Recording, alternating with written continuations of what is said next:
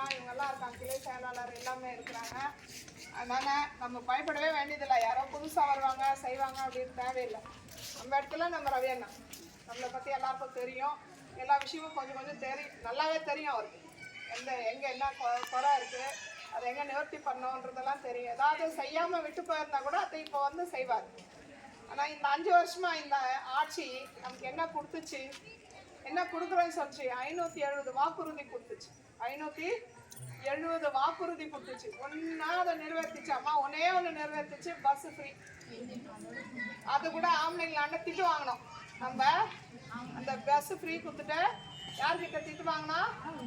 இல்லை நீங்கள் தானே அன்றைக்கி ஓட்டு போட்டீங்க, நாங்களாம் ஓட்டு போடலையா, உங்களை பஸ் ஏற வச்சுட்டாங்க, வீட்டில் உட்கார வச்சுட்டாங்கன்னு திட்டு வாங்க வச்சாங்க. ஆமாவா இல்லையா?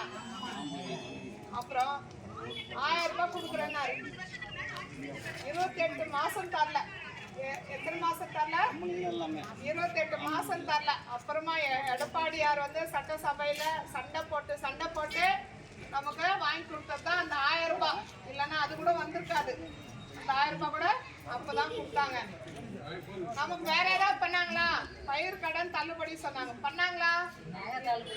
நகை தள்ளுபடி பண்ணேன்னு சொன்னாங்க, பண்ணாங்களா? பண்ணல. பசங்க எஜுகேஷன் இல்ல, கூட்டுறவு பேங்க்ல கூட பண்ணல. இல்ல எஜுகேஷன் லோனை தள்ளுபடி பண்றேன்னு சொன்னாங்க, அதுவும் பண்ணல. போனா வீட்டுக்கு ஒருத்தர் கவர்மெண்ட் வேலைன்னு சொன்னாங்க,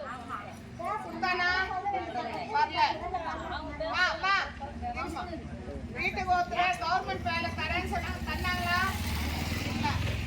எந்த வாக்குறுதியும் நிறைவேற்றாத ஆட்சி இந்த உதயசூரியன் ஆட்சி.